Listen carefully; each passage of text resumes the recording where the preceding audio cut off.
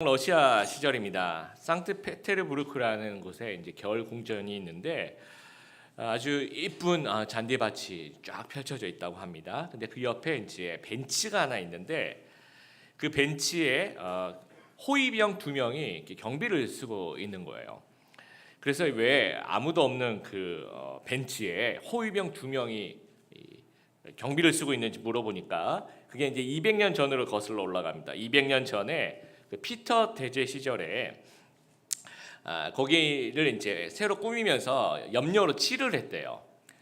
근데 궁전에 오시는 분들이 이제 드레스를 이렇게 입고 칠을 했는데 이제 앉으면 여기에 이제 묻잖아요. 그래서 그걸 방지하기 위해서 호위병 한 명을 세워놨다고 합니다. 여기 앉지 마십시오. 여기 아직 안 말랐습니다. 안내를 위해서. 그래서 이제 그게 이제 계속 이어져 내려오면서 그 1908년에 혁명 위험이 있다 보니까 그 왕궁의 호위를 2배 늘려라 이런 명령이 떨어진 거예요. 그러니까 모든 그 곳에 있는 사람들의 호위병을 한 명씩 더 늘리다 보니까 그 벤치도 한 명씩 한 명이 더 증강이 되어서 벤치를 지킬 이유가 사라졌는데도 불구하고 두 명의 호위병이 거의 200년 동안 그 벤치를 계속 지켰다라고 합니다.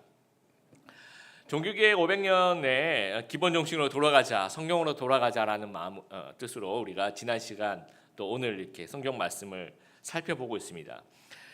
성경의 자리를 그 무엇도 차지해서는 안 된다라는 이야기를 하고 있는 겁니다. 첫 번째, 제가 지난 시간에 성경의 자리를 성직 제도가 차지하면 안 된다. 우리가 만인의 제사장이고 모두가 제사장이고 그래서 예수님 외에는 중재자가 없고 우리는 모두가 다 실수할 가능성이 있는 굉장히 연약한 존재이기 때문에 서로가 서로를 좀 보듬어주면서 가야 된다. 그 말씀을 제가 드렸습니다. 두 번째는 이 성경의 자리를 오늘 여러분과 좀 이야기하고 싶은 것은 이 성경의 자리를 전통이 차지하면 안 된다라는 겁니다.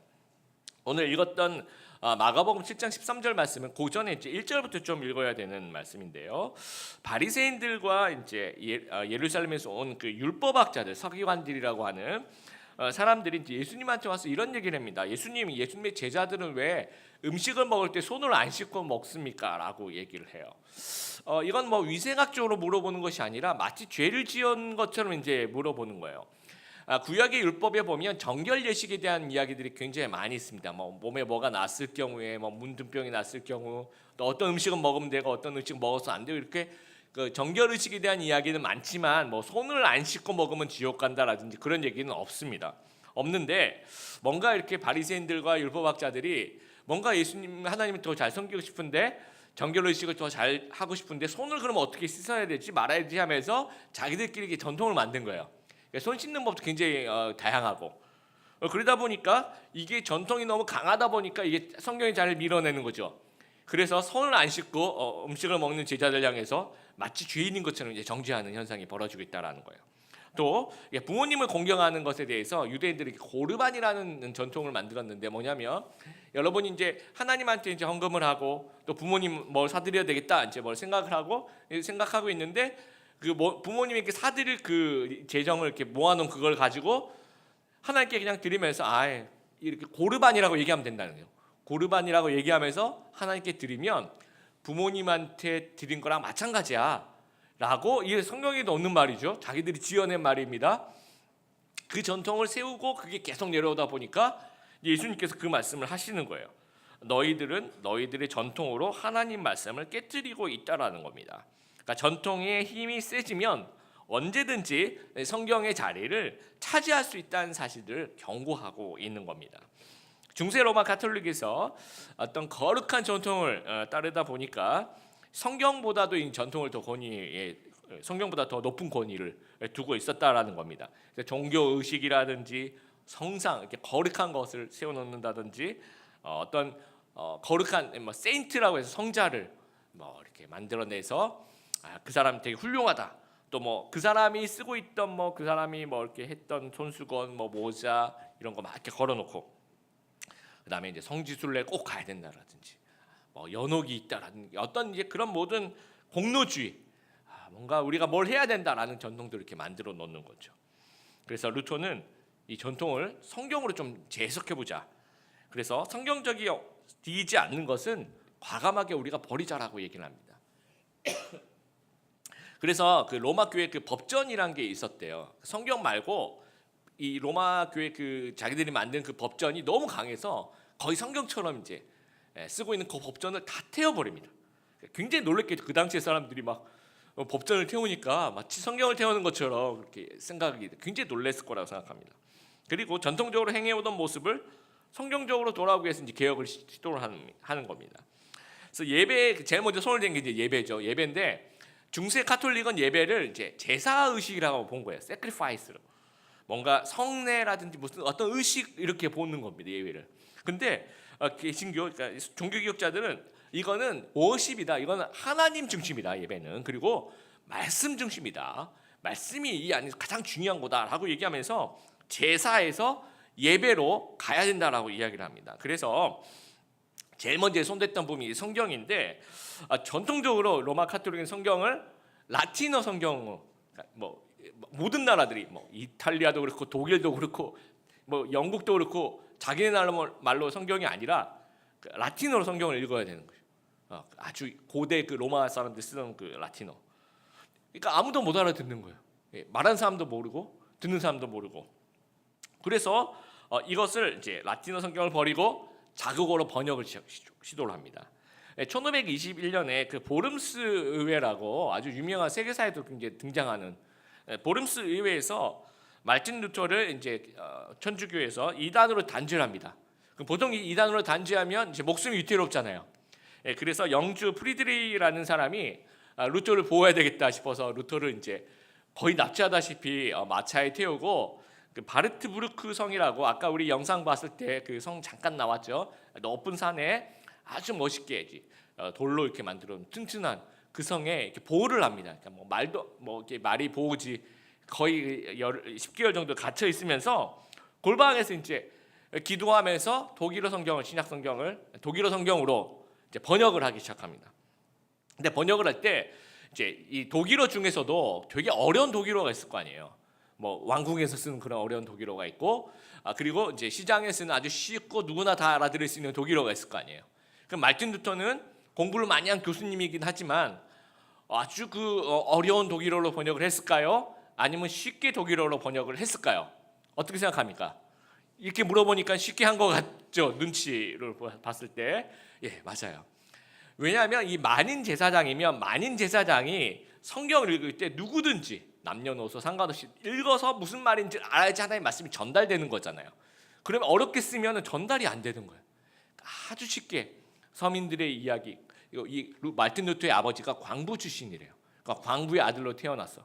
그러니까 어떻게 보면 말틴 루터는 흑수저예요. 흑수저.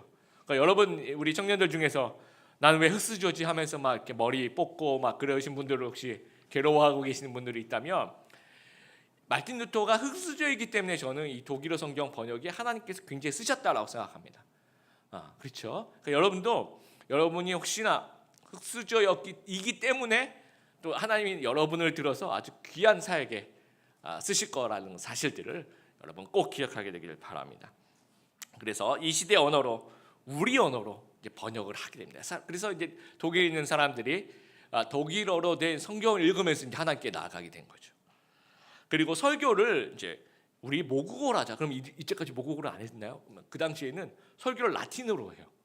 그럼 라틴어로 목사님이 신부님이 라틴어로 읽고 라틴어로 얘기하고 그럼 여러분 막 딴 생각하고 막 그러겠죠, 그렇죠? 근데 지금 제가 한국말로 하고 있는데도 딴 생각도 들고 뭐 여러 가지 그런데 이제 남의 나라 말로 하면 더 얼마나 더 심하겠습니까? 그래서 설교를 모국어로 하기 시작한 거예요. 그게 종교개혁부터 그렇게 하기 시작한 겁니다. 그리고 찬양을 하는데 우리 그 중세 카톨릭 AD 361년에 라오디게아 정교회의라고 이제 거기서 카톨릭에서 결의를 두 가지를 하는데 첫째, 회중들은 찬양하지 마라. 그렇게 금지를 합니다. 두 번째, 이때까지 나온 찬양 말고 새로운 찬양은 작곡하지 마라. 이렇게 결의를 해요. 그래서 오직 전문 성가대만 나와서 이제 찬양을 할 수 있고 나머지 우리는 이제 찬양을 하는 시간 자체가 없는 거예요. 그래서 이게 루터는 이게 틀렸다라는 거예요. 왜냐하면 우리가 만인 제사장이 우리의 마음껏 우리 모두가 다 하나님을 찬양해야지 왜 전문 성가대만 찬양을 하게 하냐. 그래서 회중 찬양을 중요시하게 생각합니다. 우리 아까 불러 했던 게 우리 모두가 다 찬양했죠, 그렇죠? 누군가 한 명이 찬양한 것이 아니라 우리 모두가 이게 회중 찬양이라는 거죠. 그러다 보니까 이제 문제가 뭐냐면 그 독일 사람들이 회중 찬양을 하고 싶은데 찬양도 다 라틴어로 쓰여져 있는 거예요. 그러니까 찬양을 하면서도 이게 무슨 말인지 모르는 거죠. 그래서 독일어 가사로 번역을 하기도 하고 또 번역하다 보니까 또 노래도 여러분 번역해 보신 분 알지만 이 운율이 좀 잘 안 맞잖아요. 그래서 여러분 그 CCM 중에서도 원어로 들으면 훨씬 더 좋은 것들이 있어요. 대신에 반대도 있습니다. 원어로 들으면 좀 평범한데 우리 한국말로 이렇게 번역을 하면 또 이렇게 딱 라임이 맞는 또 그런 찬양도 있고 하여튼 그런 어려움이 있어서 그러지 말고 우리가 그냥 노래를 작사 작곡 그냥 다 해보자 독일어로. 그래서 이제 말틴 루터가 이제 작곡도 해요. 작곡도 하는데 그 당시 사람들이 정말 서로 너무너무 잘 알고 있는 그 민요 같은 거 있죠. 그런 운율. 그리고 그 당시 대중음악이라고 얘기하는 아주 쉽게 우리한테 접할 수 있는 그런 어떤 그 음률이 있을 거 아니에요. 선율. 그것을 그대로 갖고 와서 이제 찬송가를 만듭니다.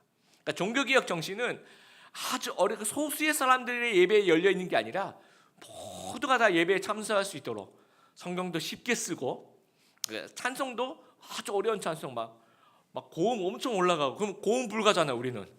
그러면 이제 찬양을 못 따라하는 그런 것도 아니고 누구나 민요 같은 거 누구나 다 쉽게 부를 수 있는 그런 선율의 음악으로 하나님을 마음껏 찬양하자. 그래서 전통을 버리고 뭔가 파격을 선택했다고 사람들이 그렇게 생각해요. 와 파격이다. 자기네 나라 말로 노래를 불러. 그리고 아주 쉬운 찬양이 있어. 와 파격이다 이렇게 생각했지만 실제로는 그거는 성경으로 돌아가는 거예요.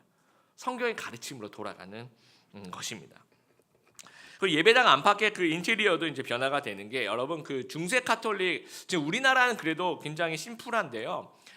유럽이나 이제 이쪽으로 여러분 가시면 그 내부 장식 굉장히 화려합니다. 그리고 이 중간에 뭐가 있냐면 이런 강단이라기보다는 이제 성찬대라고 해야 될까요?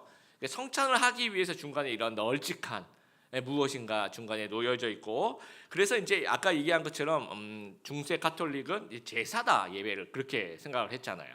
그러다 보니까 뭔가 시각적인 경험 또 신비로움을 강조해야 되고 곳에 뭔가 인테리어가 많아요. 뭐 성화도 그려져 있고 뭐 성물도 이제 배치가 돼 있고 벽화도 이렇게 그려져 있고 막 천장 벽화 같은 것들도 그 미켈란젤로 이런 사람들이 이제 그려놓고 그다음에 이제 이게 위에가 딱 울리도록 만들어서 아무나 노래 못하게 했잖아요. 그래서 이제 그 전문 성가대가 그레고리안 챈트 뭐 이런 거를 막 하면 막 이렇게 울리면서 이렇게 뭔가 심오하게 그리고 그 성당 안에 어떤 데는 무덤들이 있어요. 어떤 뭐 영국의 이제 웨스트민스터 성당에 이런 유럽에 이제 가 보시면 저도 이제 가보지 못했고 사진이나 그림을 봤는데 그 밑에 지하에도 다 무덤이고 아니면 예배당 같이 예배를 드리는데도 옆에 뭐 무덤이 있고 그래요. 뭔가 그 안에만 딱 앉아 있으면 뭔가 좀 이렇게 이 뭐라 그럴까요? 인간적인 생각으로 좀 홀리하다고 해야 될까요? 뭔가 신비하고 뭐 그런 느낌이 들잖아요. 그걸 되게 강조한 거죠. 그런데 이 종교개혁자들은 그게 아니라는 거 우리 개신교는. 우리는 뭐 성경 중심이라는 거, 하나님 중심, 예배의 중심 하나님이고 이 성경 중심으로 예배를 드려야 된다. 그래서 굉장히 심플합니다. 뭐 아무것도 없어요. 내부 장식 하나 없고 십자가도 해놓으면 안 된다라고 얘기하는 사람들이 있을 정도로 그냥 완전 아무것도 없는 상태에서 이제 이 강대상 하나만 중간에 딱 있는 거예요. 장의자 쫙 이렇게 있고. 그래서 굉장히 딱 느낌이 심플하다, 좋은 뜻으로 심플하다 이런 느낌. 그리고 강대상이 이제 저희는 그렇게 높지 않은데 종교개혁자들이 활동하던 그 사진들 이렇게 보면 굉장히 높아요. 한 뭐 여기서부터 시작할 정도니까 그 정도로 이제 성경 말씀이 중요하다라는 것을 강조하는 그런 인테리어로 변화되게 됩니다. 그리고 성직자는 없다 해서 만인 제사장이기 때문에 말틴 루터가 솔선수범해서 결혼을 합니다. 왜냐하면 이제 결혼 하나님이 주신 거고 뭐 성직자는 결혼할 수 이게 성경에 어디 있느냐. 그래서 본인이 이제 카타리나 폰 보라라는 그 수녀 출신의 사모님과 이제 결혼을 해서 나이 차이도 얼마 안 나요. 16살 정도 차이 나고요.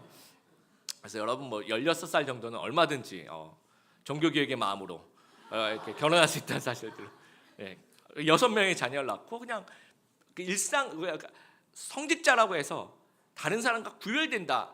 뭐 난 다른 사람이 이게 아니라는 거죠. 똑같이 하나님의 제사장이고 똑같이 하나님의 자녀고 그것을 이제 솔선수범하는 겁니다.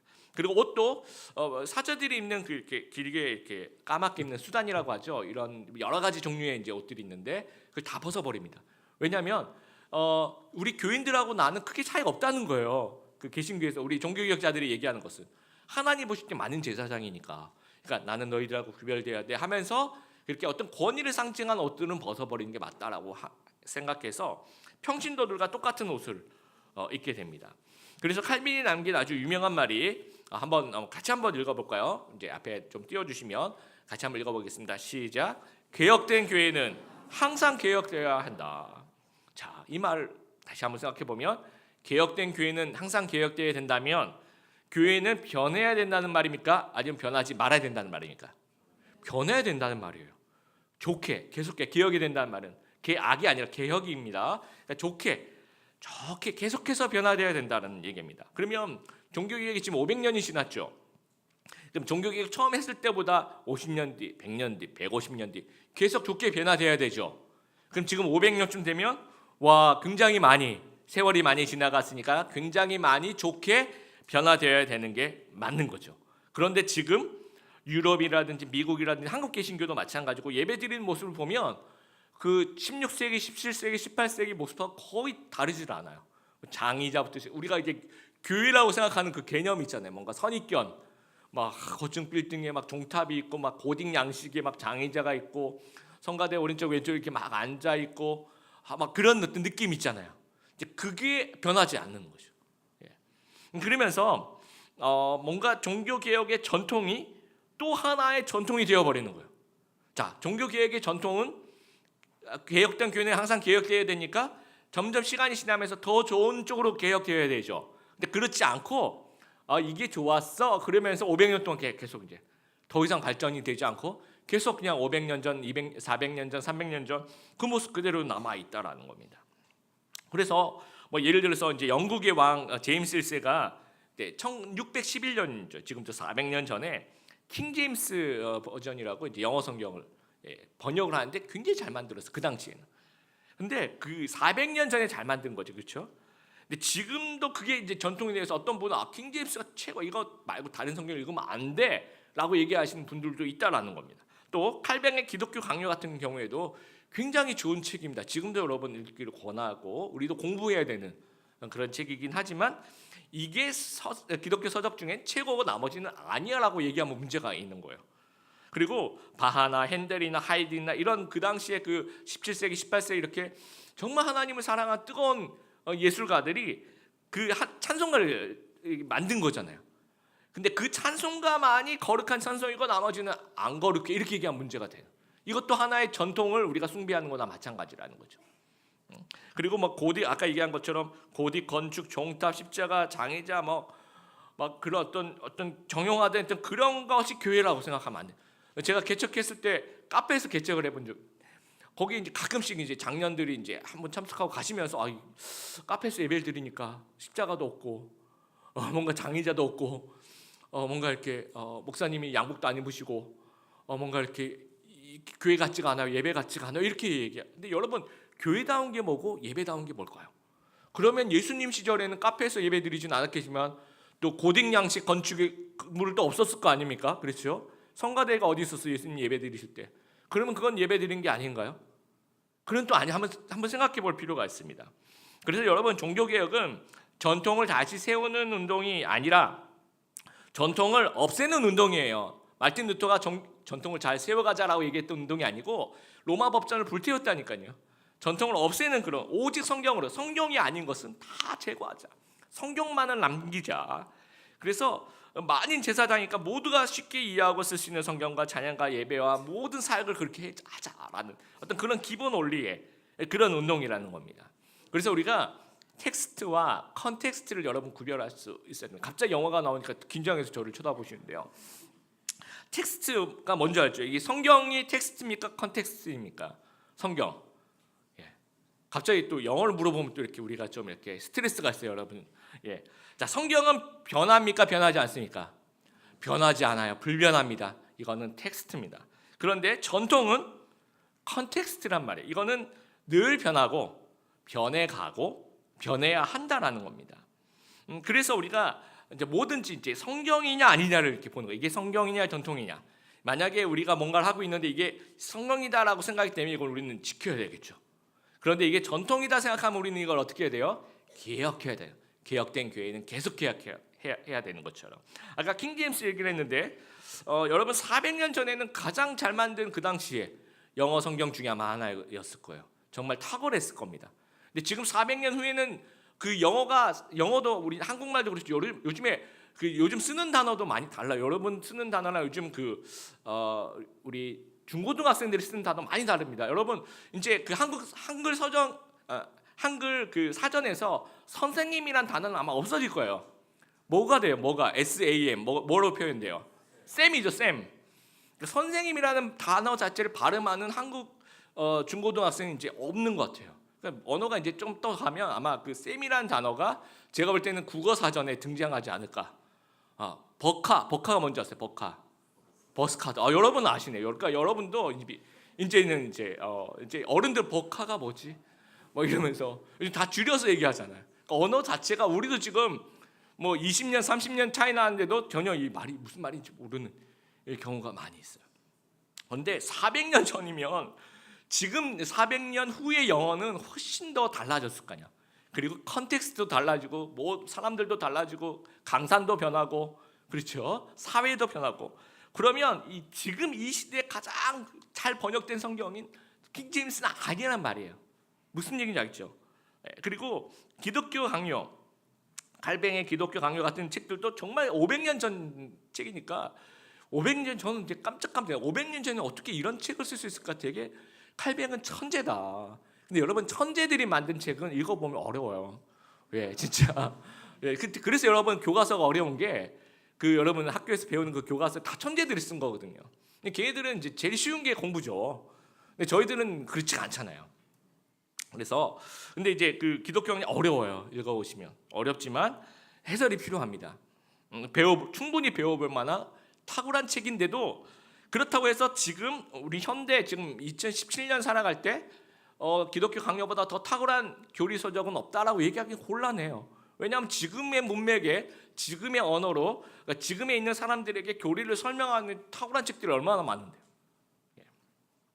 그리고 클래식만 찬양이다 이렇게 얘기하면 클래식으로 찬양을 드리면 좋다 이건 맞는 말이에요.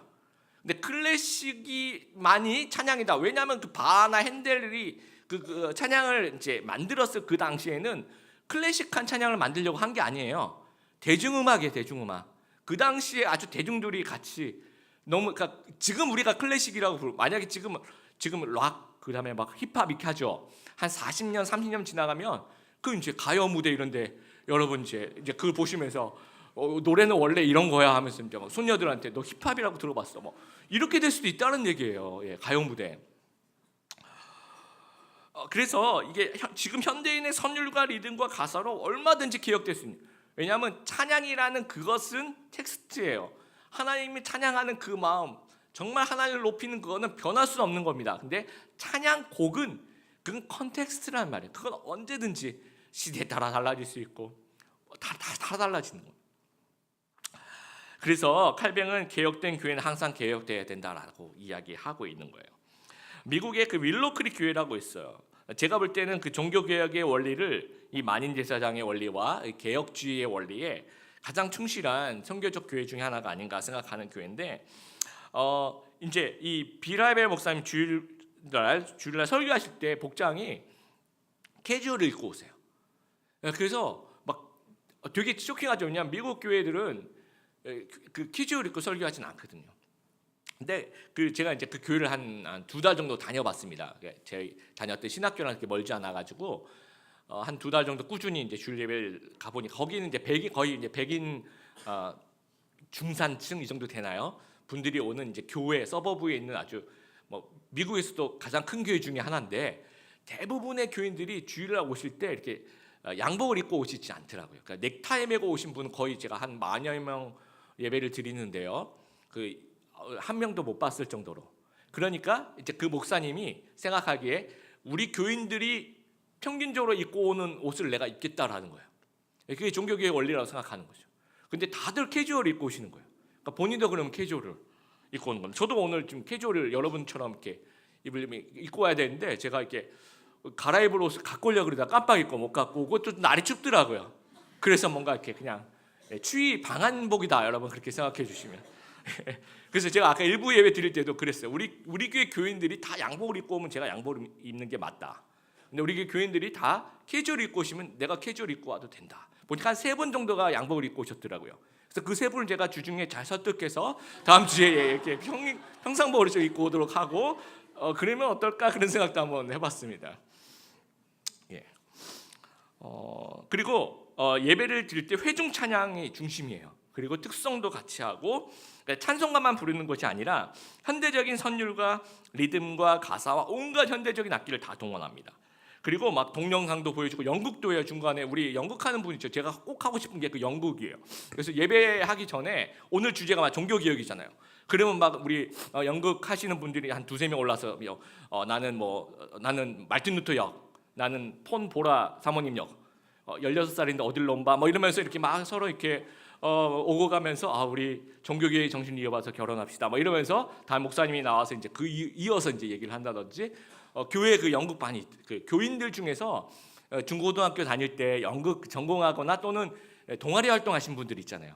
그런 분들이 모여서 또 예배를 또 같이 이제 섬기고 또 무대 조명 음향 굉장히 좋습니다. 그래서 그 아예 그냥 교회 직원으로 헐리우드 연출 감독을 아예 직접 섭외를 해서 예배 디렉터로 데려와서 그래서 그분의 그 어떤 뭐 이렇게 컷 이러면서 이제 슛 뭐 이러면서 이제 예배가 진행될 수 있도록. 그래서 많은 미국 교회에서 이제 전통적인 교회에서 비난하고 이게 교회냐 막 손가락질하고 비난해요. 그러나 저는 그게 교회라고 봐요. 자, 이게 전통 교회냐라고 물어보면 아니죠. 그러나 이게 개혁된 교회냐를 물어보면 맞는 거예요. 컨텍스트는 계속 개혁되어야 되는 것이 많은 제사장의 원리에 의해서 많은 회중들이 이해할 수 있는 언어의 예배를 드리기 위해서 개혁되어야 되는 것이 성경적이라고 하는 것입니다. 그래서 우리 한국 전통도 보면 전통에서 자유롭지 못한 모습들이 있어요. 그 성경책 여러분 지금 우리 2부 예배는 쉬운 성경을 읽고 있지만 1부 예배는 개혁 개정을 읽고 있습니다. 근데 여러분 그 개혁 개정의 처음에 그 만들었던 그 한글 개혁판이라고 있어요. 그 한글 개혁판은 1961년에 이제 만들어진 겁니다. 근데 1961년에 만들어진 한글 개혁판도 그 전에 1938년 개혁 성경을 개정한 거예요. 그러면 우리가 지금 이제 개혁 개정을 읽으시면 말이 좀 우리가 쓰는 말이 아니죠. 그러니까 이미 50년 전 얘기, 반세기 전에 이제 쓰던 그런 어떤 문체라는 거예요. 그리고 또 그 개혁 개정한 거니까 개정이라는 것이 그거 이미 틀을 무엇인가 잡고 있는 걸 약간 바꾼 거예요. 그러니까 그 처음 틀은 1938년에 잡았으니까 실제로 이게 무슨 말인지 여러분 읽어서 무슨 말인지 모르겠다라고 얘기한다면 그거는 좀 상식적으로 맞는 말이에요. 그게 여러분 50년 전 언어를 지금 그런 느낌의 언어를 지금 읽고 있는 거니까 단어를 아무리 바꿨다고 할지라도 읽어서 물론 이제 우리가 어떤 책이든지 읽어도 이해가 안 되는 수도 있어요. 여러분 중에는 간혹 성경만 이해가 안 되는 게 아니라 그러나 다른 책은 이해가 되는데 이 책은 또 읽으면 읽는 것 자체가 방해가 돼요. 큰 소리 읽어보라 그러면 저도 읽다가 막 그 뒤에 하여 썼느니라 하면서 이렇게 발음이 안 될 때가 있어요. 왜냐하면 지금 우리가 쓰는 언어가 아니라는 겁니다. 그래서 이단들이 이제 이걸 애용하는 책이 한글 개혁판, 그러니까 개혁 개정이 아니라 한글 개혁판을 이단들이 왜 좋아하냐면 자기네들 그 왜 엉터리로 교리 가르칠 때 이 성경을 읽히는데 성경에 무슨 말인지 몰라야 되잖아요, 이 사람들이. 그래서 이 성경에 말이 어려우니까 딱 읽고 아주 빨리 넘어가요. 그다음 넘어가. 그다음 이렇게 돼 있지. 또 그다음 넘어가. 그다음 넘어가. 그러니까 내가 뭐 감남나무 그러니까 내가 뭐 보혜사 성령이고 그러니까 내가 하나님이야. 나한테 잘해. 뭐 이러면서 이제 엉터리 하려면 몰라야 된다는 거죠. 그래서 현대 컨텍스트가 쉽게 이해할 수 있는 읽기만 해도 뜻을 파악할 수 있는 성경을 여러분 읽었으면 좋겠습니다. 그리고 목사님의 복장도 여러분 그 종교개혁자들은 이제 그 어떤 내가 우리 그 회중들하고 난 구별된다라는 의미에서 사제복을 입은 거거든요. 근데 지금은 그렇지가 않잖아요. 그랬는데 요즘에 뭐 종교 한쪽엔 종교계 500주 행사들 막 교단마다 막 크게 하는데 한쪽엔 또 어떤 움직임이 있냐면 목사님들도 평소에 이게 로만 칼라 뭐 이렇게 하얗게 오는 신부님들처럼 또는 뭐 스토를 목에 두른다든지 아니면 그렇게 하자 해서 막 뭐 옷도 맞추고 막 그런 운동이 일어나요. 저는 그건 아니라고 생각합니다. 그리고 막 설교할 때도 뭐 가운을 입는데 이게 원래 그 가운이라는 게 설교자의 가운이 설교자가 입은 옷이 눈에 거슬릴 수도 있어서 혹시나 그걸 가리기 위해서, 그러니까 내가 당신들하고 구별된다 그런 뜻이 아니라 이게 뭔가 다른 어떤 설교에 방해되지 않도록 그냥 검정색 뭐 아무거나 이렇게 거친 거였던 것이 이제 시초였지 종교개혁자들이 뭘 이렇게 구별하려고 했던 건 아니었거든요. 근데 요즘에 막 박사학위 받으신 분은 이렇게 줄 3개 이렇게 딱 이렇게 있으면 뭔가 이렇게 멋있고, 그럼 석사학위는 2개인가요? 그럼 하나 뭐 이걸 어떻게 하는지 모르겠어요. 그래서 이게 뭔가 좀 과시용이 아니어야 되는데 과시하는 쪽으로 가는 것은 아닌가, 굉장히 우리가 앞으로 좀 조심해야 되지 않을까 생각합니다. 그래서 아까 얘기한 것처럼 그냥 설교자는 교인들이 입는 옷을 똑같이 그냥 입는 것이, 예수님도 그러셨잖아요. 예수님이 설교하시러 올라가시면서 옷을 갈아입으셔서 수단으로 갈아입으시고 그런 건 아니에요. 똑같은 제자들하고 똑같은 옷으로. 찬양도 마찬가지입니다. 찬양의 기본 옷은 그대로 가져갑니다. 그런데 모든 장르로 하나님께 찬양해야 됩니다. CCM도 찬송가도 또 힙합도 또 락으로 막 클래식으로, 여러분 국악으로 찬양 드려보셨어요? 너무 멋있고 은혜스러워요. 또 트로트, 이제 지난번에 그 스팽거스 못 보셨죠? 12월 24일에 다시 준비하고 있다는 첩보를 제가 더 화려하게 더 멤버들을 보강해서 우리 40대 집사님들이 이제 벼르고 있습니다. 더 이렇게 하나님께 트로트로 영광 돌리기 위해서 나중에 2부 예배도 한번 보실 수 있는 기회가 있을 거라고 생각합니다. 그리고 전자악기들, 드럼, 현악기, 금관 악기, 막 국악 모든, 그래서 회중 찬양이 기본이에요. 그러면서 성가대와 찬양팀이 같이 어우러져서 은사 활용, 성가대도 뭐 디리모스도 마찬가지고 뭐 허트워십도 마찬가지고 우리는 다른 사람하고 달라 이렇게 얘기하면 중세에 돌아가는 거, 그게 아니라 우리는 모든 사람이 다 와서 예배할 수 있는, 다 오픈되어 있고 이러면 우리는 다 같이 예배하는 정교기역 찬양을 할 수가 있는 겁니다. 그런 의미에서 우리 드림에게 너무 모범적이에요. 너무너무 잘하고 있습니다. 130년 역사의 한국 개신교교회의 전통을 다시 한번 좀 생각해보는 시간이 되었으면 좋겠어요. 예를 들어볼게요. 여러분, 기도는 텍스트입니다. 기도해야 되고 기도가 너무 소중하고 성경에 분명히 기도하라고 했고, 그런데 새벽 기도로 본다면 그거는 컨텍스트예요. 이거는 만약에 새벽 기도가 텍스트면 모든 교회가 같은 시간대에 모든 똑같은 모습으로 드려야 되는데 교회마다 다 다릅니다. 농촌에 시작하는 시간 다르고 도시 다르고 어떤 교회는 4시 반, 5시, 5시 반, 6시, 6시 반 다 다르고요. 또 하는 요일도 다 다르고, 또 도시도 주거지 안에 있는 교회와 또 도심안에 이렇게 덩그러니 있는 그런 교회와 하여튼 교회마다 그걸 하는 방법은 다 다른 거죠. 그것은 컨텍스트이기 때문에 그렇습니다. 예배를 드린다. 그럼 예배는 불변이죠. 그러나 주일 대예배, 저녁 예배, 수요 예배, 금요일 철학 예배 이런 것들은 컨텍스트란 말입니다. 이것도 전통이죠. 그래서 이런 전통을 하나하나 재해석하면서 지금 시대, 우리 지역에 맞는 스타일, 우리 교인들이 어떤 분인지, 우리가 지금 이 예배드릴 장소가 어떤 장소인지, 또 우리들이 이때까지 걸어온 역사가 어떤 모습인지, 또 우리가 가지고 있는 자원들은 무엇인지, 또 우리의 어떤 독특성이 무엇인지 따라서 재해석되면서 그 우리의 독특성에 맞게 최적화해서 가장 잘 맞는 스타일과 더 좋은 모습으로 매일매일 변모해가면서 업그레이드 해나가서 다른 교회를 따라가려고 하지 말고 우리 교회만의 최적화된 모습을 매주 개혁해 나가야 되는 것이 맞다라는 겁니다. 그래서 우리는 전통교회가 아니라 개혁교회라는 사실들 우리가 꼭 기억해야 됩니다. 200년 동안 벤치를 지킨 2명의 호위병들 여러분 기억하시죠? 언제나 우리는 기본 정신으로 좀 돌아가야 된다. 안 그러면 이런 똑같은 우를 범할 수 있다라는 겁니다. 종교개혁 기본 정신으로 우리가 돌아오고, 그리고 우리가 어떤 성경 역본에 얽매이지 말고, 또 우리가 찬양도 어떤 장르든지 우리 회중 찬양 중심으로 성가대에 어우러져서 예배와 음악의 장르에 재현하지 않고, 이런 부분 우리 드림의 교회가 너무너무 잘하고 있습니다. 그리고 여러분 본질적인 거 지적하지 말아야 됩니다. 우리 교회 우리 드림의 교회가 잘하고 있는 것 중에 하나가 여러분 뭐 우리 어르신들이 뭐 옷차림이 여러분 뭐 이렇게 복장 뭐 모자 쓰고 왜 예배 시간 모자 쓰냐 그런 얘기 안 하시죠. 예, 너무 잘하고 있는 거예요. 근데 막 전통교회 가면 모자를 왜 썼니? 뭐 모자를 벗어 모자 벗으면 큰일 나신 줄 모르는 것 같아요. 우리 공동체적으로 큰일 나거든요. 뭐 무슨 얘기인지 알죠? 일단 못 알아보고요. 그다음에 더 이상 얘기 안 드릴게요. 그 하여튼 예배 지장이 있기 때문에 그렇게 하는 거고. 그리고 막 옷차림 우리 요즘에 청년들이 옷차림 막 지적하시는데 우린 그렇지 않습니다. 여러분 대신에 옷은 입고 오셔야 돼. 옷만 입고 오시면 됩니다. 저희 교회는. 예, 그러면 뭐 정말 뭐 옷만 입고 온다면 그런 거 막 지적하고 그 비본질적인 부분들입니다.